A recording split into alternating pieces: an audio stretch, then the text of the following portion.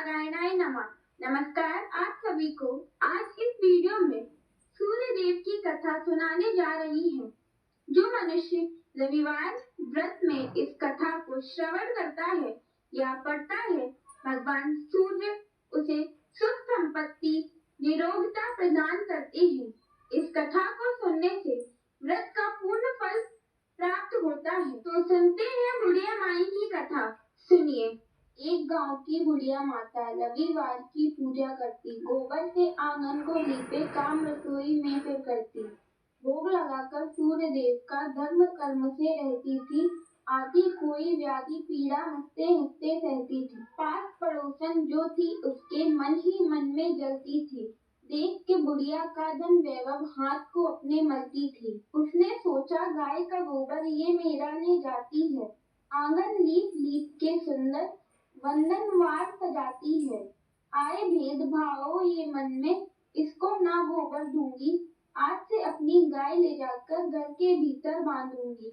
आया फिर रविवार दिवस, बुढ़िया मन में घबराई, गोबर लाऊं कहाँ से जाकर, रोई दुख में पछताई। टूट गया सब नित्य कर्म, रह गई रसोई भी खाली, सो गई प्यासी निराहार ही, सारी रैन बिता डाली। सपने में रविदेव ने पूछा, निराहार क्यों सोई हो, गोबर के ही ना मिलने से भाग्य पे अपने रोई हो। हूँ प्रसन्न भक्ति से तेरी, सुबह गाय आ जाएगी, सोने का गोबर वो देगी, मन वांछित तू पाएगी। पहले उठी पड़ोसन उसने सोने का गोबर देखा, ले गई तभी उठाकर सारा, पाया उसने शुभ मौका।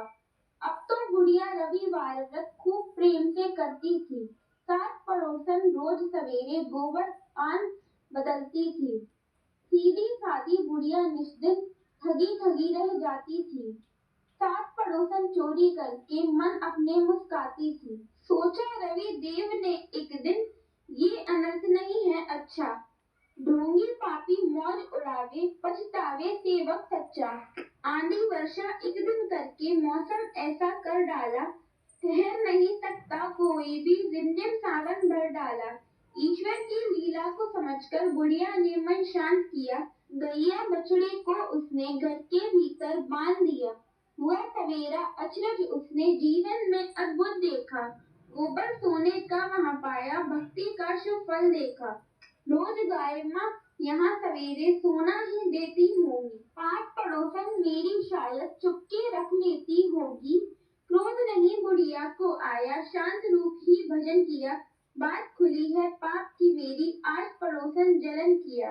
गई पड़ोसन राज द्वार में, सारी बात बता डाली, सोचे राजा भरूं तिजोरी, पड़ी है महीनों से खाली। लाओ गैया अभी पकड़ के, जो कि सोना देती है, यह सोना है राजमहल का, क्यों वो बुढ़िया लेती है।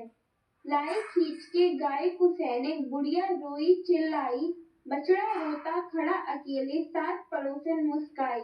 मूर्छित होके गिर गई बुढ़िया, खाना पीना छोड़ दिया, आई रात्रि जब सोने की, प्रभु ने नाता जोड़ लिया।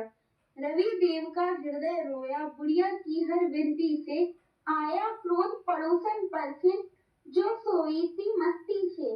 राजा मन में खुशी मनाकर बांध गाय को सोया था, पाँव रोज सवेरे सोना मोह माया में खोया था।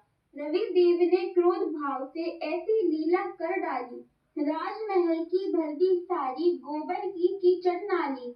इधर उधर हर कोने में ही गोबर की बदबू आती, सना महल राजा घबराया, रानी तक न मिल पाती।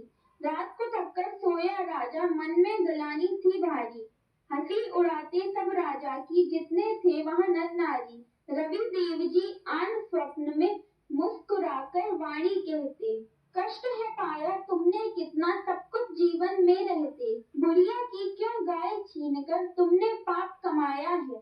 क्रोध किया है मैंने तुम पर, गोबर तभी दिखाया है, आज सवेरे गाय लौटाकर बुढ़िया का सम्मान करो। रविवार व्रत करो प्रेम से और अपना कल्याण करो। नींद खुली राजा की, उसने सूर्य देव को किया प्रणाम, राजद्वार में जाकर पहले किए अधूरे सारे काम।